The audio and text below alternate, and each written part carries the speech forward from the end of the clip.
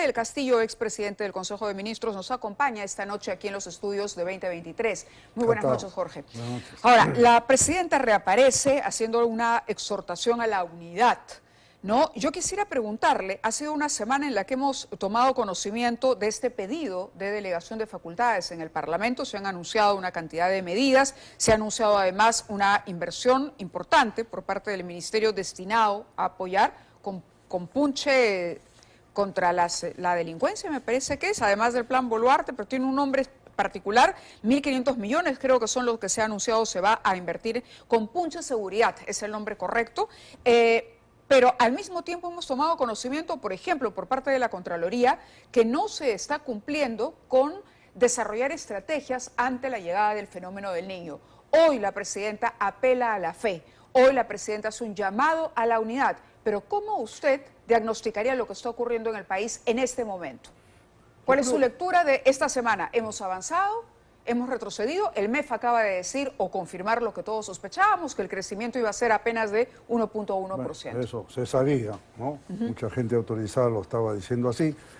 Y esto es porque yo creo que hay mucha imprecisión en las definiciones políticas del gobierno. Por ejemplo, el 28 de julio, en lugar de haber señalado una visión del Perú, 4 o 5 objetivos nacionales, hizo una lista enorme, inacabable, de lo cual es muy difícil que se pueda ejecutar, pero el discurso de las 3 horas. Sin orientación.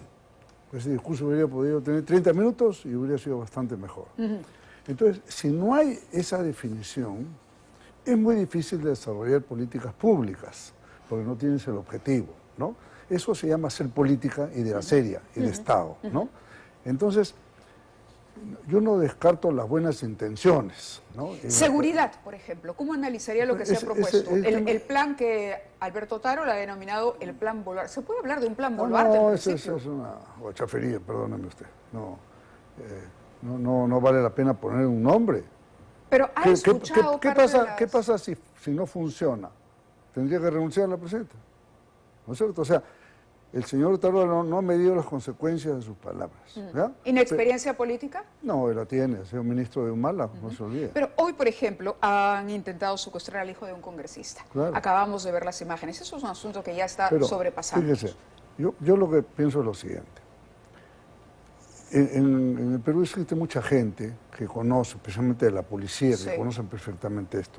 Hay que dotarle de recursos, no solamente dinero para operar, sino también de recursos tecnológicos, drones, los sistemas de escucha. O sea, yo creo que todo esto tiene que ser una fuerte inversión para combatir el crimen organizado y también este crimen callejero o de rompepuertas que es necesario hacerlo. Ellos tenían que saber que era la casa de un congresista, supongo yo, ¿no? Porque estos hacen pues un seguimiento previo, ¿no? Si es que, ¿los congresistas tienen seguridad en su vivienda o no? No, debe ser cuando lo acompaña, está por la calle, en el carro, pero no en la vivienda, ¿no? Entonces, el tema es, y la pelota está en la cancha del sector interior en este momento. Y yo confío que el ministro Romero, que es un general de policía con experiencia, pueda, y creo que está trabajando en ese sentido. Ahora, ¿cuál es el pecado del gobierno? Que espero que el ministro Romero no lo cometa. Hay que convocar a la gente que sabe más, ¿me entiendes? Yo los veo ellos muy cerrados. ¿Quiénes son? Los ministros de Humala, los ministros de Vizcarra. ¿Y qué más? Hay muchos peruanos que no tienen que ser necesariamente partidarizados, pero que pueden contribuir con el Perú. Durante varias semanas... Eso no está pasando porque nadie los llama. Hemos estado discutiendo el famoso Plan Bukele, ¿no? La pregunta es, podríamos, ya no hablemos de Bukele, pero hablemos de Fujimori en la lucha contra el terrorismo, a propósito de declaraciones de López Aliaga que dice que podríamos incluso tipificar lo que está ocurriendo con las extorsiones como terrorismo urbano. ¿Se podrían adoptar o repetir situaciones como las que se llevaron adelante en los años 90 para luchar contra el terrorismo en este caso? Pero son fenómenos completamente distintos para empezar, ¿no? Esto es delincuencia común, bandas organizadas, inclusive con algunos ribetes transnacionales, ¿no? Se van de un lado a otro. Entonces, esto hay que combatirlo. Por ejemplo, una buena sinergia entre las policías, entre los departamentos de migraciones de los países latinoamericanos, los que estamos más involucrados en el tema, sin duda traería buenas consecuencias. Por ejemplo, el maldito Cris, que estaba lleno de antecedentes en otro lugar, la policía acá no tenía sus antecedentes. Claro. Por eso una vez lo detuvieron y los fiscales cándidos lo soltaron. Entonces, una mínima correlación es, bueno, vamos a hacer inteligencia común, vamos a compartir información y vamos a, por ejemplo, ajustar algunas medidas de orden judicial, por ejemplo, para que, usted sabe que en la extradición tiene que haber identidad, el delito A acá, el delito A acá, si no, no funciona. Entonces, eso implica homologar criterios en materia penal. Correcto, y entonces procesal. usted diría, aquí lo que hace falta es una estrategia conjunta entre los países afectados por estas mafias, porque estas organizaciones funcionan desde la cárcel en otro país, dirigiendo a sus operadores que están de nuestro lado de la frontera.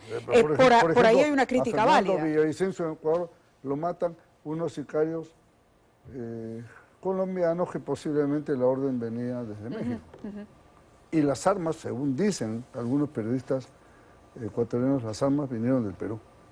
¿Por qué? Porque hay una frontera porosa, pues.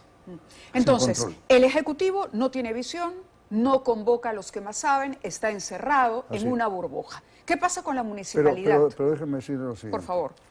El Colegio de Abogados de Lima ha tenido una estupenda iniciativa. Ha convocado a los colegios de abogados desde México hasta la Argentina para poder contribuir desde la sociedad civil y como colegios de abogados de América Latina con los estados para hacer una mejor legislación. Y le pongo un ejemplo. Por más brillante que sea un abogado administrativo del Ministerio del Interior, no va a saber nunca la práctica que un buen penalista que asiste todos los días a los tribunales sabe. Entonces ellos redactan normas de escritorio, que pueden ser estupendas, pero hay una serie de otras rutas que no conocen porque ellos no ejercen en la calle, ¿me entiendes? Sí. Entonces el Colegio de Abogados, por ejemplo, puede poner ese aporte. Me parece importantísimo. Yo sé que el señor Ministro del Interior ha abierto las puertas para escuchar estas cosas. Sé de hecho que va a haber una reunión pronto, ¿no?, del decano con el ministro. Y me parece estupendo, porque eso implica un paso importante en lo que no hay partido político que valga. Aquí la delincuencia ataca a todo el mundo, ¿no es cierto? Y hay que combatirla con mucha energía. No se trata ni de Fujimori, ni de Bukele, ni de Plan Boluarte menos. Se trata de tener la energía, la decisión política, de ahí nace el tema, y si eso se aplica, por ejemplo, yo mandaría a todos los delincuentes venezolanos y colombianos al frontón. Hay que rehabilitar el frontón. Va a salir mucho más barato tenerlos ahí. No quiero que el tiempo me gane. Universidad no quiero que el tiempo me gane, pero usted ha hecho una crítica y un diagnóstico de lo que desde su perspectiva y su experiencia no está funcionando en el gobierno central. Vayamos a la municipalidad, porque en algún momento surgió, por ejemplo, la idea de una policía municipal. Esa idea de la policía municipal compite con la idea de la policía del orden y la seguridad que propone el Ejecutivo. Entonces, desde ahí uno dice, caramba, cada uno está proponiendo algo y no hay esa integración que es fundamental para finalmente unir fuerzas en aras de combatir un enemigo en común. Ahora, por otro lado, el día de ayer se ha conocido que José Domingo Pérez, fiscal del equipo especial Lavallato, abre una investigación a la empresa Brookfield por lavado de activos. ¿Cuál es su lectura sobre el problema que involucra a Rutas de Lima, la concesión de los peajes y la promesa del alcalde de expulsar a Rutas de Lima de la administración de los peajes? Analicemos un poquito el panorama municipal. Fíjese, yo creo que esto es, este señor fiscal está en aprietos hace mucho tiempo, ¿no? Tiene, creo que 3 investigaciones, en fin, tiene problemas. Entonces, se lanza solo un salvavidas y se pone a denunciar un tema que se conoce hace mucho tiempo. Yo no sé por qué no actuó antes. Entonces, no, pero el alcalde lo dijo, él sale al corte a decir voy a investigar. Eso es para buena cortina de humo que quiere tender sobre sus propios problemas personales. ¿Pero ¿no? qué opina usted sobre las intenciones del alcalde? Más allá de lo que haga José Domingo Pérez, que hoy anuncia que abre esta investigación, porque uno de los argumentos del alcalde era precisamente ese, decía, Brookfield viene a ser prácticamente lo mismo que Odebrecht, y bueno, desde distintas posiciones, se criticó que el alcalde no respetara el famoso proceso arbitral que está en curso, ni la medida cautelar que dejaba el statu quo por lo menos un tiempo tal y como está. Y se ha criticado la actitud del alcalde porque se dice atenta contra la palabra del Estado, la seguridad jurídica y que hay que proporcionarle a los inversionistas. Pero yo creo que el alcalde ha entendido que estaba quizás tomando un camino, un atajo que no debía tomar y un tanto que da un paso atrás, ¿no? Diciendo algunas cosas es verdad, pero eso que iba a tomar el 31 de julio no ha sucedido. Por otro lado, que haya un serenazgo me parece bien, hay una ley de serenazgo. Nosotros lo trabajamos cuando yo era presidente de la Comisión de Constitución, se cerró el Congreso, no se pudo dar, pero después se promulgó, tal cual hicimos nosotros. Y está bien, serenazgo sin fronteras, interacción con la policía, más recursos municipales. Lo que yo he escuchado de algunos expertos, que no lo soy yo, que por ejemplo esa policía del orden, ¿no? Así se llama. Sí. Eso no es tan bueno, porque eso implica un paralelismo a la Policía Nacional. Y va a ver usted, si esto se crea, dentro de poco van a estar peleándose en la calle como se peleaban antes los republicanos con los guardias civiles y los de la PIP, ¿no? ¿Se acuerda que en la calle se agarraban a Bueno, tiros hay a quienes veces? criticaron esa decisión tomada durante el gobierno No, aprista de se evitó, unificar. más bien, se tomó la decisión para evitar esa confrontación. Usted está... No, pero yo recojo, no es Ya. mi lectura, ojo, yo recojo las posiciones de quienes dicen, a ver, la PIP se diluyó y se debería recuperar la policía de investigación. Bueno, dentro de la misma Policía Nacional hay toda una sección de investigaciones y me parece bien, pero una sola institución. Además ya han pasado bastantes años, ¿no? Y creo que eso ya está integrado, ya no queda nadie de los códigos 1, 2, 3. Pero vamos a volver otra vez al código 1, 2. O sea, a lo que era una tara que dejaba en pésimo, mientras la delincuencia estaba en la calle, ellos estaban apuntando entre ellos. Ahora, el otro Eso gran no era problema bueno, que ni habíamos, sano. claro, que habíamos advertido también y que es sumamente actual es más de 2.6 millones de personas están en riesgo alto por lluvias previstas durante el verano de 2024. Esto ya es el fenómeno del niño, es gestión. No Claro. estamos hablando solamente de seguridad, estamos hablando de gestión. El contralor Nelson Chac ha dicho lo siguiente. Ojalá que no venga el niño de manera severa, porque si viene en estas situaciones, literalmente nos va a destruir. Van a morir, pueden morir miles de compatriotas y vas a tener miles de millones de dólares en pérdidas de infraestructura pública y privada. ¿Qué hacemos con la descentralización, por ejemplo? Un poco exagerado, creo, Contralora. ¿Sí?